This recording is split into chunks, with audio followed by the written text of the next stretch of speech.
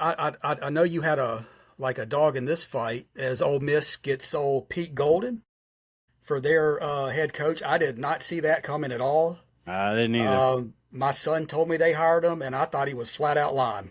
I was like, "There's no Yeah, way they hired Pete Golding as their head coach." You got anything on this? Brand actually told me today. We were at work, and I had no idea, but I laughed. I laughed. I laughed at you, Ole Miss, because I'm gonna tell you something. You're doomed. You're screwed. He's undoubtedly the worst DC Saban had at Bama, and the entire time he was there.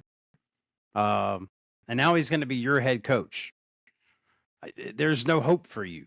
Everything that Lane created, he's about to destroy. I'm telling you, it's going to be real bad. I don't see him being there long. I don't. And I understand that this whole Lane thing happened and when it happened, because this is all happening literally as Auburn's hiring their new coach, Florida's hiring their new coach, Arkansas hired their new coach, Kentucky's hiring their new coach. All of these other SEC teams are getting their coaches lined up and hired, and then this happens.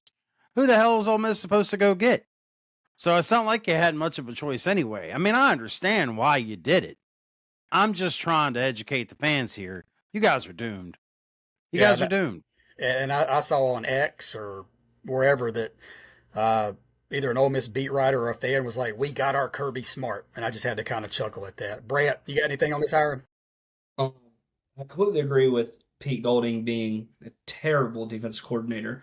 Um, Granted, I mean, we had one of the best offenses in the nation for 2 years in a row while he was there, and we were literally having to score 35 a game to win. Um, so there's that. I can't really speak on him as a head coach. I have never seen him have full control of the program. I mean, hell, maybe he is that good. I mean, maybe they see something we don't. I just highly doubt it, but maybe they see something we don't. Um, I was also very shocked.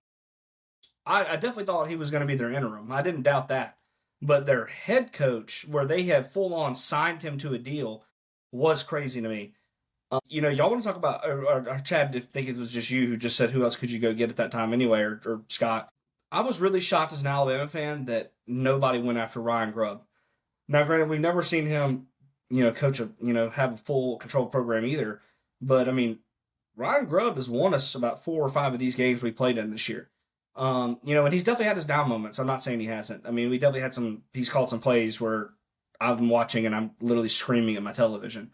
Um, Head but, scratchers. but, I mean, he's won us 4 or 5 of our football games, of these one-score games. So, I mean, I'm really shocked that nobody went after Ryan Grubb. And I really thought it was going to be Ole Miss. I told somebody that I was at Dauphin Island this past weekend, and I told somebody that. I said, look, if Lane Kiffin does leave, and I'll admit that I was wrong because I never said he was going to. I said he was going to stay, and he proved me wrong. I said if Lane Kiffin leaves, I think Ole Miss really goes after Ryan Grubb. Granted, they didn't. I just figured, Lane Kiffin's an offensive-minded guy. He knows how to get people open.